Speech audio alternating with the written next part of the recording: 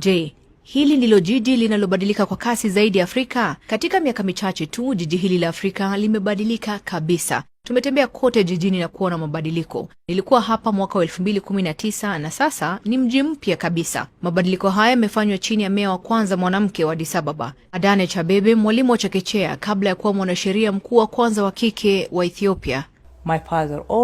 Baba yangu alitaka niwe jaji, ndipo nilipojiunga na chuo cha sheria. Unafanya kazi masaa ngapi kwa siku?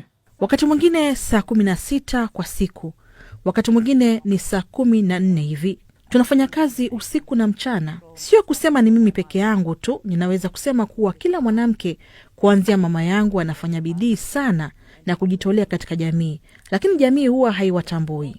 As a female mayor, kama meya wa kike hili nalifahamu vyema kabisa, na wajibu wangu sio tu kuongoza Addis, ili nataka kuwa mfano kwa wasichana wajiunge na siasa na kuingia katika uongozi wa daraja la juu na kuonyesha kuwa wanawake wanaweza kuleta mabadiliko. Addis Ababa sio tu mji mkuu wa Ethiopia, bali pia ni mji mkuu wa kisiasa wa Afrika, ukiwa mwenyeji wa muungano wa Afrika na ni kitovu cha 3 katika masuala ya kidiplomasia duniani. Tunafanya jiji letu liwe la kijani zaidi, la kupendeza, safi na ambalo wakazi wanaweza kuishi vizuri.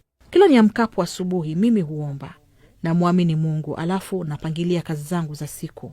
Tumepanua barabara, njia za kutembea, njia za kuendesha baiskeli, viwanja vya michezo na bustani za umma. Tumejenga nyumba 418,000 na sehemu za michezo 5,000, kando na makao 1,000 ya malezi ya watoto wadogo, yote katika muda wa miaka 7. How do you think Addis Ababa? Je, unaona Addis Ababa itakuwaje katika muda wa miaka 5 au 10 ijayo? Utakuwa mji bora zaidi kwa kuishi, sio tu barani Afrika, bali hata duniani kote. Hii ndiyo Addis Ababa. Je, jiji gani Afrika unaona linabadilika kwa kasi?